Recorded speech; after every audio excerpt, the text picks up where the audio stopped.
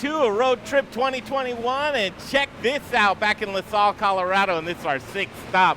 I can tell you right now, I am terribly excited to learn about this operation. It's called Palo Verde, and in LaSalle, Colorado, we've met some new friends here. It's good to see you. Introduce yourself, if you would. I'm Wybrand and Benjamin. We work together on the dairy, Benjamin DeYoung, so. And Amber Strohauer as well. We'll first start from the beginning. 8 years in this operation on this property. Amber, you know this property pretty well. Your grandfather's still on it, isn't he? He is. I spent like almost every day of my childhood here because my parents worked full time, so we always came out to the feedlot here. So it's really cool to kind of be back and get to be in this environment, but Wybrand and his brothers are like grandchildren to my grandpa. They're so awesome. Great to him, and he lives just right there. So in 2003, things changed a lot around here. 2013. 2013. I gave you 10 more years. Talk about building this. I understand that you got some lineage from California, and you kind of brought this operation here. Yeah. We had a dairy in 2 dairies in California, and then we decided it was time for a change and moved out here. In 2012, and took 9 or 10 months to build this place. And we had a little house in Greeley that we rented, and then it took 9-10 months, and we were milking in March of 2013. Benjamin, talk about where we are at right now.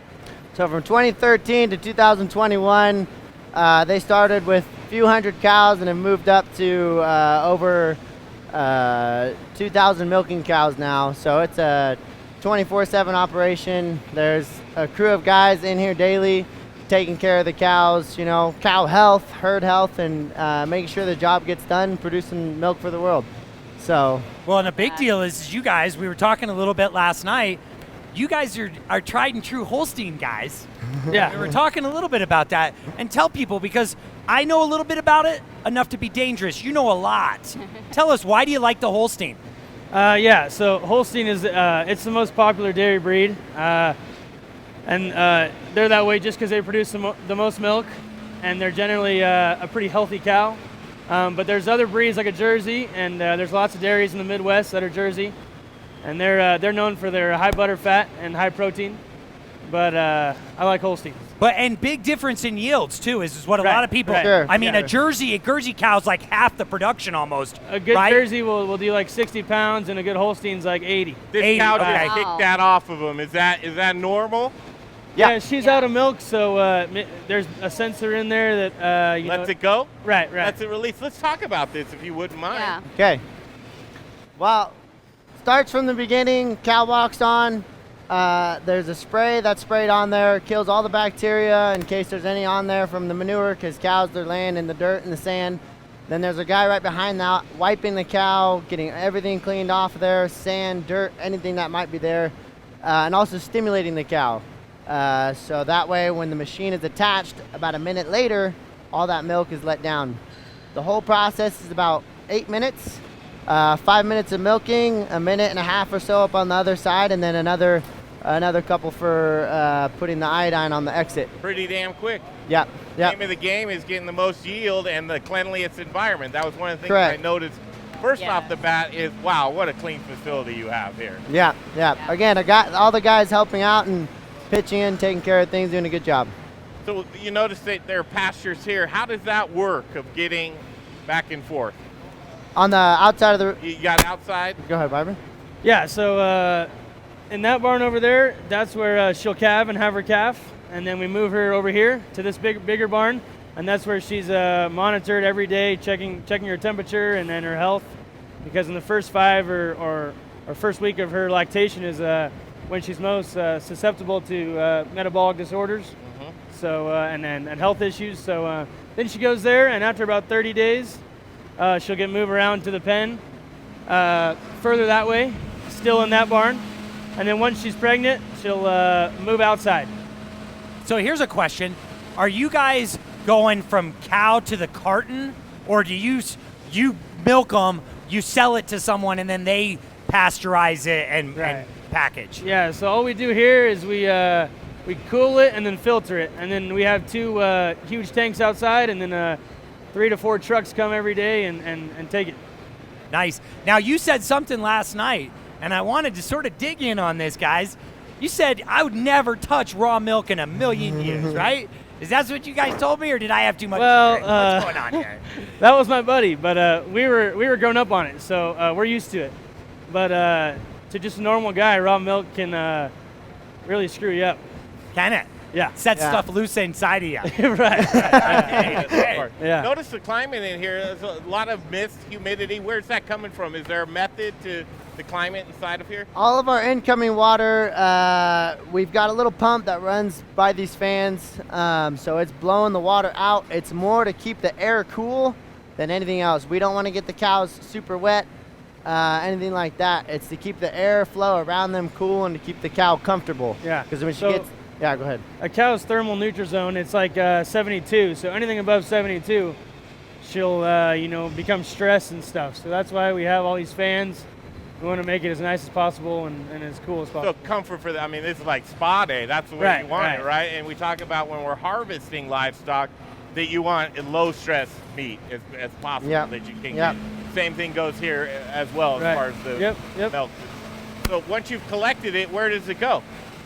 We'll go to the middle later, but there's just a stainless steel pipe in the middle there, and it drains there and then up and that way into the milk house. Yeah. Yeah. Reminds me of like the Tilt-A-Whirl at Elitch's. How many cows will fit on this? Yeah, this is 72. Yep. 72? stall. And you keep 72 full all the time? Try to. Yeah. Yeah. We can go. Let's check it out. yeah. Well, because like you said, twice a day, every one of these is going to get milked twice a day. 2.5. Some do 3 times and some do 2. Okay, nice. So these guys that are working, what are they looking for when they're going around inspecting? This guy's just Check. putting on any machines that fell off by accident. So sometimes a cow won't let down her milk. The machine has that sensor, so we also don't want to over milk them when there's nothing coming out, because that's a good way for hurting the teats. Gotcha. So they're walking around. We have a guy in the middle. He's making sure milk temperature's okay, monitoring everything, and they'll rotate every hour or so. One guy from one position to the next. Gotcha. So So first we have this little robotic arm here that sprays a solution, and this guy, you see, he's wiping, and those that udder's about as clean as it gets, right? So we're trying, no manure, no dirt, no sand, nothing on the teat. So clean rag each time. Right, every Right. cow gets a new rag. Boy, health, safety standards, that's your number one concern every day, all day. Oh, for sure. Fantastic. milk is never touched by human hands. Straight from cow into the milk line to the tank, and then to the milk truck from there. So you mentioned that you just graduated from school. What'd you go to school for? Animal science with a business Might come in handy emphasis. here. Yeah. And you're passing the baton along. Yes, yeah. So yeah. you're going from what's your job here? Help out with any area that's needed, kind of management. So organizing the guys. The Yep. do-all guy. Yeah, Yeah? try to be. And what are you going to? Is that Back home to our family dairy. Gotcha. Yeah, Gotcha. so similar, but Jumping into the job then, huh? Yep. Oh, that's cool. That's cool. Where do you want to go from here? This way.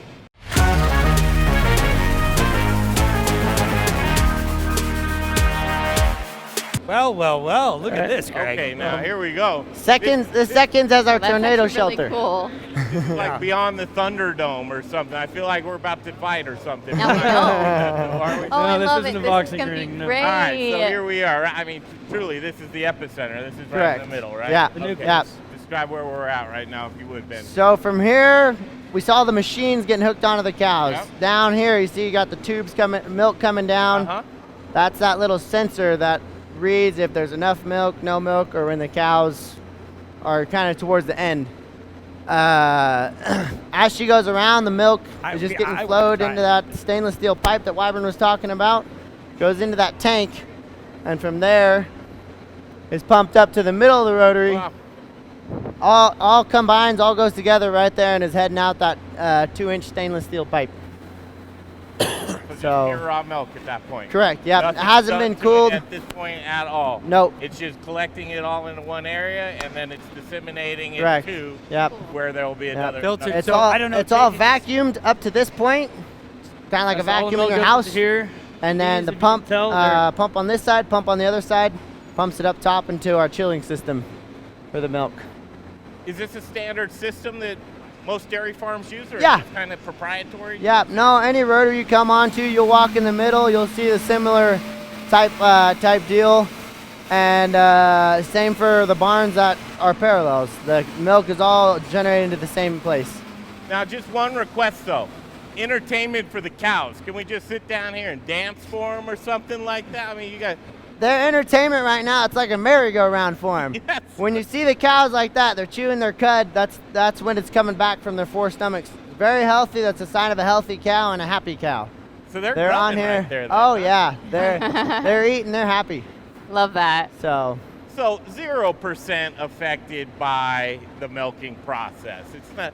There's nothing harmful that's No, happening. I no. mean, you just showed us right there. It looked perfectly fine. yeah, the way we learned growing up and the way that it is kind of like a massage for the cow on her teeth. They're full of milk. God designed them to produce milk, and so we take the milk, harvest it, and produce it for the world. So if the cow could talk, it'd say, "Thank you. I think Yeah. so. I They appreciate your time." they Well, throw it on hey, the one rotary. last. Can I make one last note? What I think makes them so unique too. Just talking about your next direction and Wybrand coming in, they work at all these other dairies and they bring that back home. Experience. So there's so much innovation here, and That like knowledge. Yeah. Yeah, Fun. that Let's go off knowledge. of that. What are some of the things that you've learned to bring back here? Is there anything that's on the top of your head? You better come through with something. Well, so from going to different dairies, you learn different procedures, the way cows like to enter onto the rotary, the different times for putting the machine on. You know, it used to be you cleaned her and put the machine on right away. Well, they found that you're over milking that cow with no milk coming down, so you're better to give them that time, let the stimulation happen. There's procedures for cows coming fresh, procedures for when they're going to get dried off, different things like that. Different ways to watch them when they're in the hospital pen, things like that. When that makes sense Yeah. to me. I mean, it's like resting in between making love. That's Yeah. what you do. Take a little nap. Well, I have a question. Being like right by Leprino, is that helpful? Like, is this a good spot to be kind of in that regard, or? Big time. Yeah. Okay. Yeah. It's close by. When there's storms, things like that, we're pretty close. Fortunately, that the milk trucks have an easier time getting here. Yeah. And also for help on the dairy. They can live right here in town. They're close by all the stores and everything. So Well, and people might not know, Amber, Leprino doesn't necessarily do milk. What they use the milk for Right. is cheese. Yeah. Yeah. World's Yeah. largest mozzarella cheese factory. Right in Right in Colorado, Will a lot County. of people don't know that. Love that. Yeah. Yep. I love that. Yeah. Road Trip 2021, there's still a little bit more to see, right? correct. Yeah. All right, Right. we're going to break off and come right back. We got to thank our great sponsors who have made this road trip happen for us. You can check out all the information for our trip, 1,600 miles around Colorado. That's right, just in Colorado. We're not going all the way to the East Coast. We're not going back and forth from the West Coast. We're right here in Colorado, and it's 3 weeks of the best programming that you will ever see. We're visiting farms, ranches, breweries, distilleries, restaurants. You stick around, and we are at Palo Verde in La Salle, Colorado. Stick around. We'll be right back. The Modern Eater Show continues. I don't see them. Do you see them? I don't see them. I don't know where the heck they are. At least we know they're in Colorado somewhere. Somewhere. I'm going to go find them. But in the meantime, let's go back into the chef's playground. Sounds like a good idea.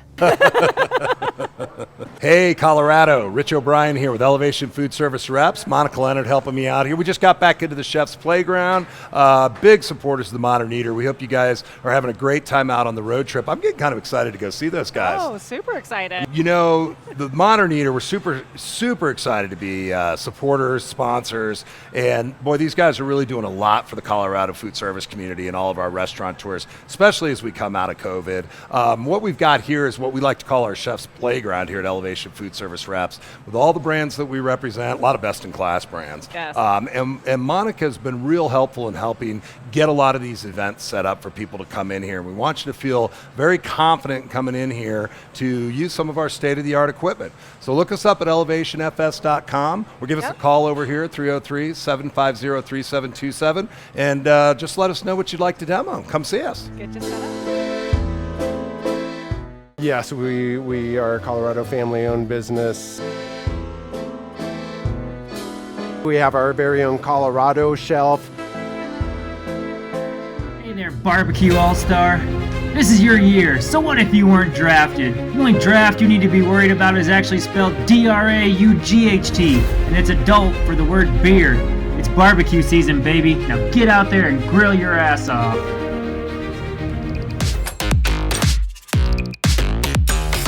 Counting down the minutes to where I was going to crack this open and take it home myself, but I decided I would stock you guys up for your road trip.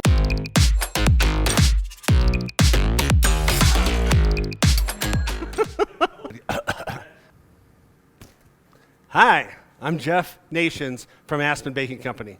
It's really important right now to support local. That's why I support the Modern Eater. Now, back to the show. Okay, back to Palo Verde, and this is a fantastic treat that you're seeing here today. I'm back with our new friends and Wybrand and Benjamin, man. This is so much fun, but we've seen it all get collected, and it's right here. Here's one cool thing about our road trip is Brian Freeman and myself and Jay Parker are heading around this great state. Guys like this who love to support local and community. Chef Brunson is probably one of the most talented guys that I have ever seen in the culinary scene, and it's important to come back and connect with these farms and ranches, right? Yeah, 100%. I mean, as a chef, we always love to see where our food comes from, and to meet these small family farmers like you guys, the last couple days has been really awesome. Yeah, and what a treat. All right, I want you to jump in. Well, I'm going to make a white Russian here real quick. I couldn't agree more. No, so how many gallons of milk do you guys produce in a day here? It's about 35,000 gallons. 35,000 gallons a day. That is absolutely awesome. And how many head of cattle do you have? We're milking right around 3,000. 3,000 a day. That's awesome. Yeah. That's like awesome. A swimming pool every day, Justin. Swimming pool every day. Yeah. Where does the milk go when it leaves here? So trucks come in, as Wybrand said earlier, 3 or 4 trucks a day. Yeah. They load, they're pre-cooled, they're insulated and everything also to protect the milk.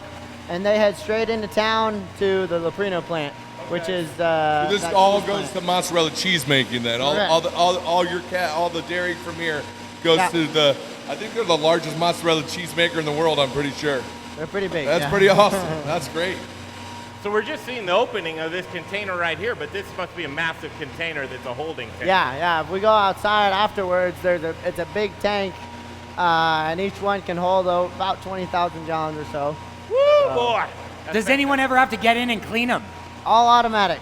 All automatic? Oh, wow, yeah. okay. These same hoses and pipes you see here, there's its own program. The guys will connect the hoses with kind of a mechanism like that, and it's got a system to rinse it, wash it with soap and hot water, and it gets it clean, spotless, so there's no bacteria. Wow. So every time milk is taken out, a tank is cleaned. So from milking to tank, how long does it stay in this facility? How quickly do you turn it around? I'd say at most 4 hours. 4 hours? Yeah. What? Yeah. So does a big tanker come? Well, I mean, what's going down? Yep, a milk truck will come in and load up. He'll hook the hose on upside. How many? I'm sorry, 4 times a day. Yeah. Anything more we need to see with this? The only thing that happens through here, it comes in the tank, and this right here is the process of cooling the milk from, well, go ahead, Wybrand. Yeah, so this will cool it, and then this is just a giant filter right here. Nice. Yeah. And what? That's a giant filter. Oh, that's a giant filter. Yeah, so it'll just... What kind of debris will you get in? Some sand and pieces of manure and just stuff. A little sediment, residual stuff. Yep. Gotcha. And that just catches it all, huh? Yeah. Is that an ammonia or a Freon? Both. Well, it's I'm sorry. It's a Freon system, yeah. Okay, Freon system, mixed okay. with water. Because that's quick. You're taking it down from what? Probably 80 degrees? 80 down to about 35.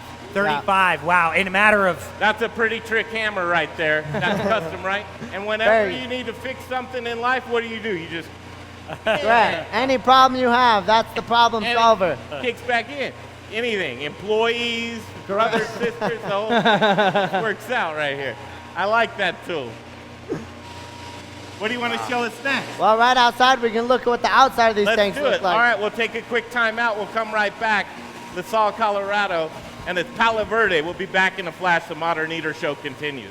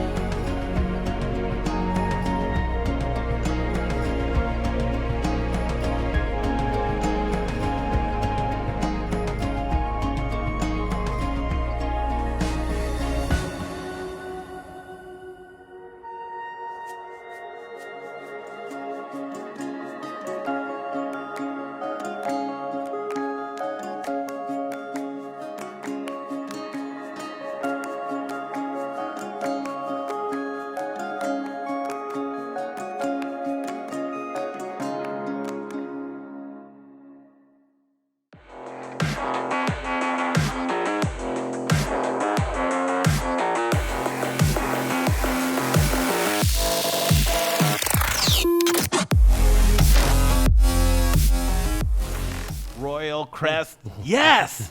Scott Jones, my friends, what's happening? Yep. You mind if I dig in? Dig in. Let's dig in. All right. Woo, boy, I know this. Let's start with this, though, because this is on my breakfast table all the time. Yep, got the staples here. You got to have eggs.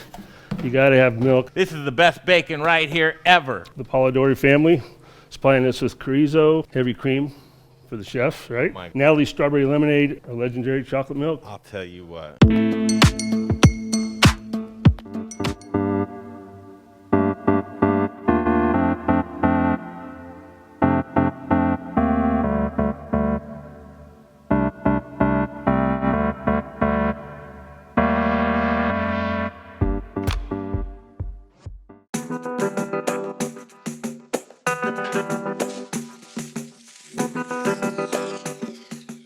Studio Kitchen here, guys, delivering some butter for your road trip. So what you doing in my parking lot?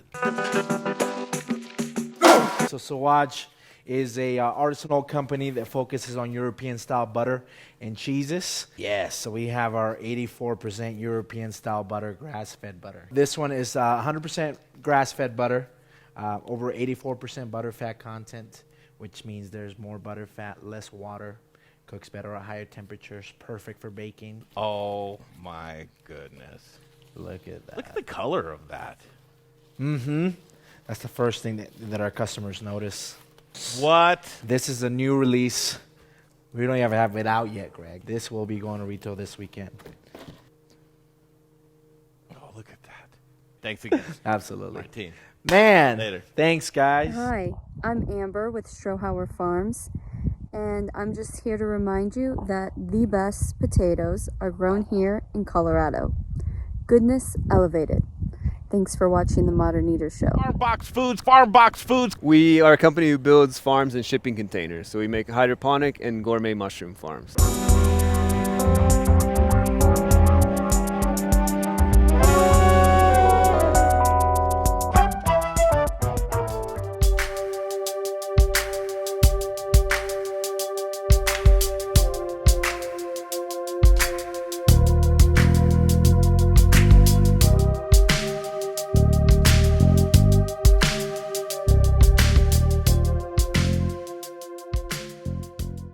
Sweet, we were just inside there and you saw kind of the inner workings of that tank. Well, here's the reality of what those tanks look like, and it is absolutely massive. Go ahead and describe. You were going to tell us the story behind this. Well, this tank, we have two different size tanks here. One you can tell is a little shinier. This one was a lot bought less on shiny. Dairy, yep, I believe from California. From what? Yeah, it's an old refurbished one that we just painted white and made it look good. So. It's just for show. Yeah, right.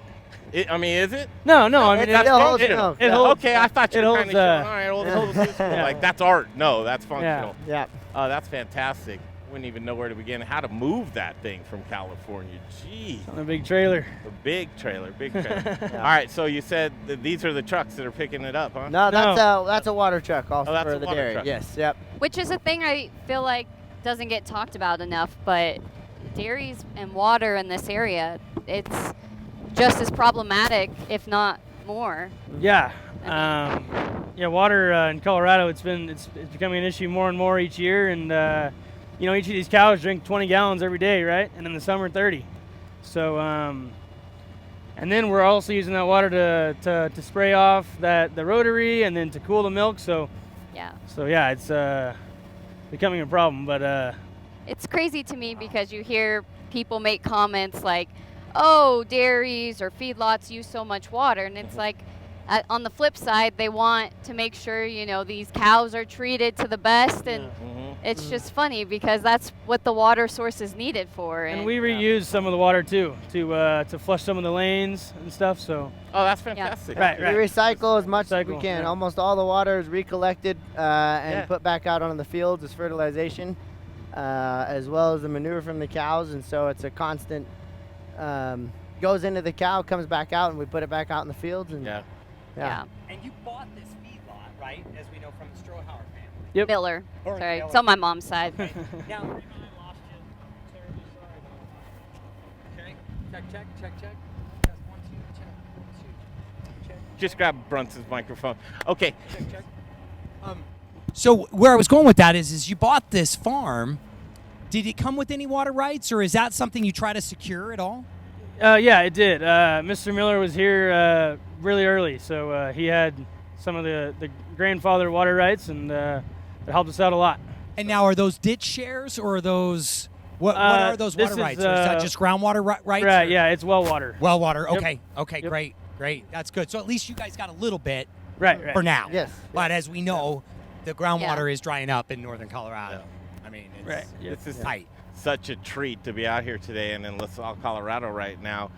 One thing that's really important is kind of just that peek up the dress, you take a look and see what's going on.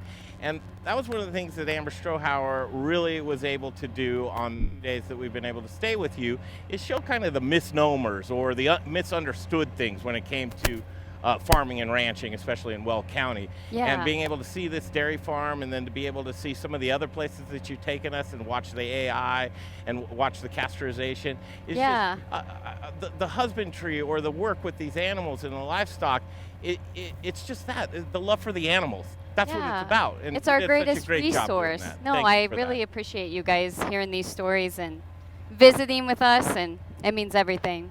Oh man, what a treat to be here today. Thank you guys. Yeah, no, thank you for coming and showing people what we do. Yeah, Benjamin, thank you guys so much. Can people learn more about this operation and they can just do some research themselves? How would they do that?